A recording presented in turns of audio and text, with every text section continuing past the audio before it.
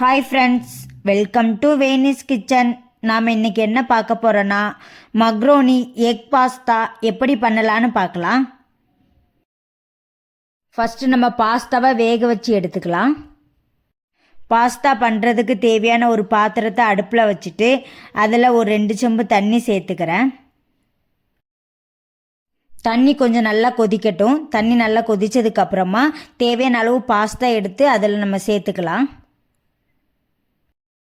அப்புறமா கொஞ்சமாக கல்லுப்பு சேர்த்துக்கிறேன். உப்பு சேர்த்து நல்லா மிக்ஸ் பண்ணதுக்கப்புறமா ஒரு 15 நிமிஷம் க்ளோஸ் பண்ணி வச்சுருங்க. பாஸ்தா வேகட்டும்.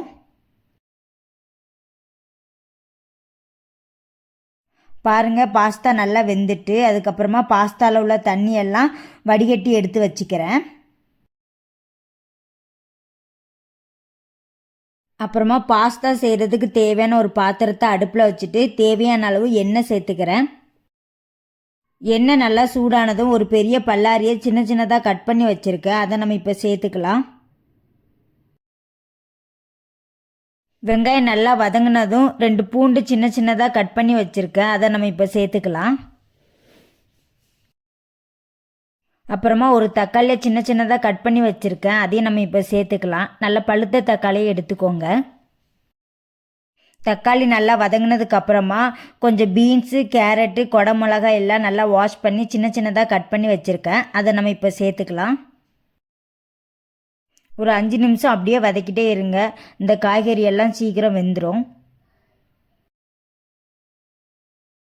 காய்கறிகள்லாம் நல்லா வெந்துட்டு இந்த சமயத்தில் 1 ஸ்பூன் மஞ்சள் தூள், 1 ஸ்பூன் மிளகாய் தூள், அப்புறமா 1 ஸ்பூன் குழம்பு மசாலா, அப்புறமா கொஞ்சமாக 1 ஸ்பூன் அளவுக்கு மிளகுத்தூள் சேர்த்துக்கிறேன். எல்லாத்தையும் நல்லா மிக்ஸ் பண்ணிக்கோங்க. நல்லா மிக்ஸ் ஆனதும் ஒரு 3 முட்டை நான் உடச்சி ஊற்றிக்கிறேன். எக்கு சாப்பிட விரும்பாதவங்க இந்த சமயத்தில் அந்த 3 முட்டையை உடச்சி ஊற்றாமல் இருந்துக்கலாம். எக்கை நல்லா அந்த மசாலா காய்கறியில் நல்லா மிக்ஸ் ஆகிற வரைக்கும் நல்லா வதக்கிக்கோங்க.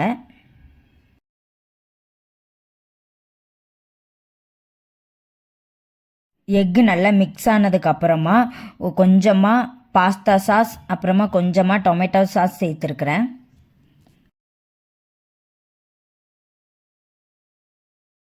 சாஸ் சேர்த்து நல்லா மிக்ஸ் பண்ணதுக்கப்புறமா நம்ம வேக வச்சு எடுத்துருக்கிற பாஸ்தாவை இந்த சமயத்தில் நம்ம சேர்த்துக்கலாம்.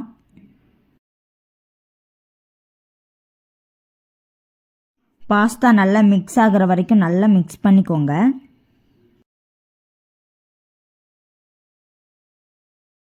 இந்த மாதிரி நல்லா மிக்ஸ் பண்ணிக்கோங்க. பாஸ்தாவோட நல்லா மிக்ஸ் ஆனதுக்கப்புறமா கடைசியாக கொஞ்சமாக கொத்தமல்லி சேர்த்து இறக்கி வச்சிடலாம். கொத்தமல்லி நல்லா வாஷ் பண்ணி சின்ன சின்னதாக கட் பண்ணி வச்சுருக்கேன். அதை நம்ம இந்த சமயத்தில் சேர்த்து நல்லா மிக்ஸ் பண்ணிவிட்டு அடுப்பை ஆஃப் பண்ணிடலாம். அவ்வளோதாங்க, macaroni veg egg pasta ready ஆகிட்டு. நீங்கள் எக்கு சாப்பிடாதவங்களாக இருந்தீங்கன்னா எக்கு சேர்க்குற அந்த இடத்த மட்டும் ஸ்கிப் பண்ணிவிட்டு இதே மாதிரி நீங்கள் பாஸ்தா ரெடி பண்ணிக்கோங்க.